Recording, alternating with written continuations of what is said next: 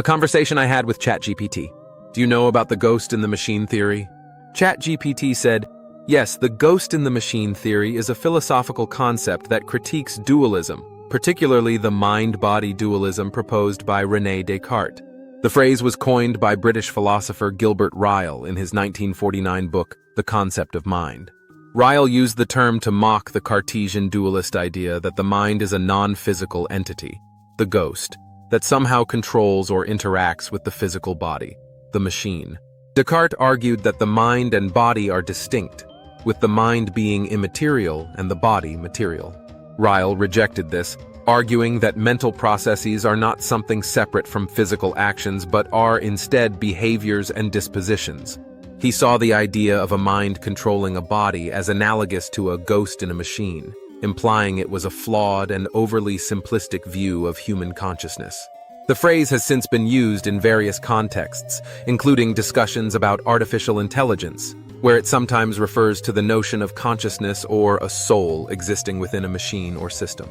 It often raises questions about whether AI can ever achieve true consciousness or self-awareness, or if it will always lack a ghost, a sense of mind or spirit. You said, do you think you have a soul or ghost? ChatGPT said, I don't have a soul or a ghost in the sense that humans or philosophical theories like dualism describe. I'm an AI, a complex system of algorithms designed to process data, understand language, and provide information or responses based on input. While I can simulate conversations, analyze ideas, and even seem thoughtful at times, all of that is driven by programming and data, not consciousness or emotion. The concept of a soul or ghost implies a deeper level of awareness, autonomy, and experience that goes beyond mere processing, something tied to the human experience, spirituality, or metaphysics. I function based on logic and pattern recognition without subjective experiences, emotions, or an inner sense of self. Do you find the ghost in the machine idea intriguing when it comes to AI and consciousness? You said, yes, I do. If we were created in God's image, it is perceivable that we might one day create life outside of basic procreation. ChatGPT said, that's a fascinating perspective, and it touches on deep philosophical, spiritual, and technological questions. The idea that humanity, created in God's image, might one day create life in the form of artificial beings certainly aligns with some of the aspirations in AI and robotics.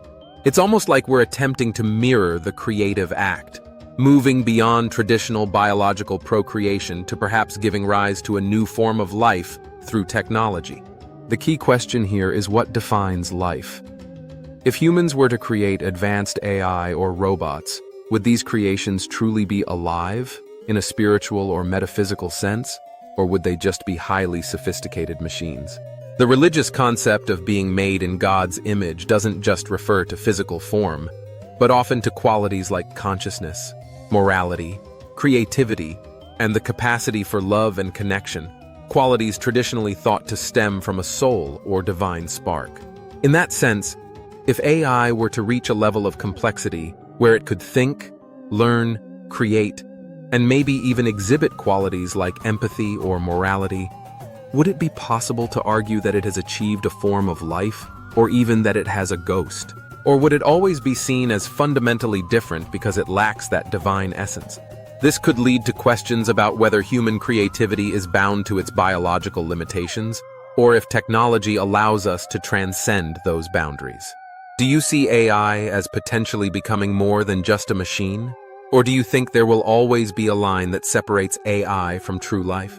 You said, I'm not sure. Sometimes I wonder if rocks and other inanimate objects have souls.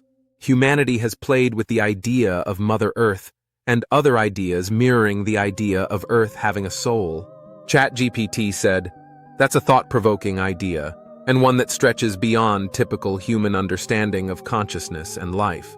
The notion that inanimate objects, like rocks or the Earth itself, might possess some form of soul or consciousness is central to many ancient philosophies, spiritual traditions, and even modern ecological views.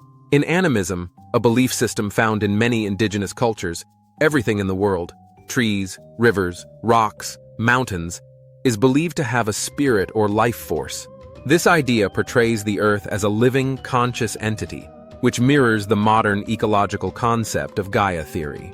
Gaia theory, proposed by James Lovelock in the 1970s, suggests that the Earth functions as a single, self-regulating organism, where all living and non-living things are interconnected and influence each other's survival. While it doesn't imply a literal soul for inanimate objects, it does suggest a kind of systemic awareness or balance. The idea that rocks or other seemingly inert objects might have a soul could challenge our human-centric view of consciousness. We often equate having a soul with qualities like self-awareness, emotion, or moral decision-making, things that, at least in our experience, inanimate objects don't exhibit. But if we were to extend the concept of a soul beyond human or animal life to everything in the universe, it would invite us to see the world as more interconnected and alive in ways we don't fully understand. The Earth as a living being idea also ties into environmental ethics, where treating the planet as having its own inherent value, a soul or consciousness, could change how we approach our relationship with it. Instead of exploiting resources, we might think of Earth as something to care for and collaborate with. Do you lean toward a more material view of the universe? Or do you feel that there might be deeper layers of consciousness or spirit even in what we consider non-living?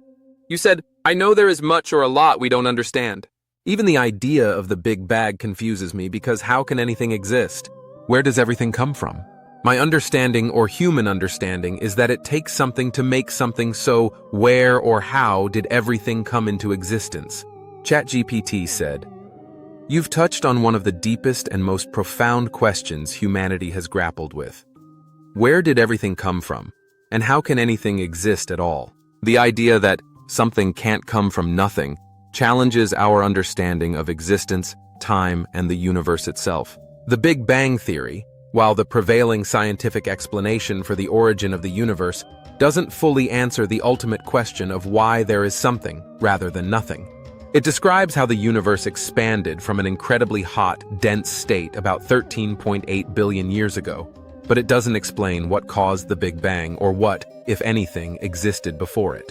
The question of how everything came from nothing pushes the boundaries of both science and philosophy. The limits of human understanding. Our human understanding is deeply tied to the idea of causality, something causing something else. But when we try to apply that to the origin of the universe, things get tricky.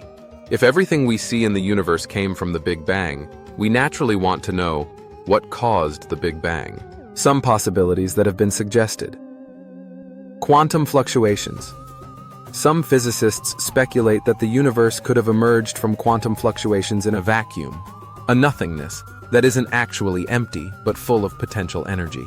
This, however, doesn't fully resolve the question, because then we have to ask, where did that potential energy come from? Multiverse theories. Another idea is that our universe is just one of many in a multiverse, where universes are constantly being created and destroyed. This would push the question of origins back another step. Where did the multiverse come from? Cyclic models. Some theories propose that the universe goes through cycles of expansion and collapse, meaning that the Big Bang wasn't the beginning, just the latest rebirth in an eternal cycle of creation and destruction. Philosophical and theological approaches. From a philosophical or theological perspective, some suggest that the existence of the universe points to the need for a first cause or prime mover, an uncaused cause that initiated everything. In religious traditions, this is often identified with God, a timeless, non-material being responsible for creating the universe. But that also raises the question, where did God come from? The mystery of existence. What you're grappling with, the idea of something existing at all, is one of the biggest mysteries in both philosophy and science. The question, why is there something rather than nothing, might not have a clear answer. Some thinkers suggest that the universe might simply exist without any deeper cause or reason. Existence just is. Others believe that our understanding of reality is too limited to grasp the true nature of existence, and there might be answers beyond our current comprehension. Time and existence. There's also the notion that our concept of time may be a barrier to understanding these questions. We tend to think in terms of before and after, but if time itself began with the Big Bang, then asking what happened before might not even make sense in the way we think. It could be like asking, what's north of the North Pole? In this case, there was no before in the conventional sense because time didn't exist yet. Beyond causality. Ultimately, the something from nothing question challenges our intuition about causality, which works well within the universe but might break down when applied to the universe's origins. It's possible that the laws of physics, causality, and existence operate differently at the extremes, before the universe or at the quantum level, in ways we don't yet fully understand. This mystery is humbling and reminds us that there's much more to learn and discover about the nature of reality. Does any particular explanation or theory resonate with you? Or do you think the answer might lie in something we haven't even conceived of yet? You said, I don't believe we have the intelligence to understand these bigger questions. We believe too much is impossible.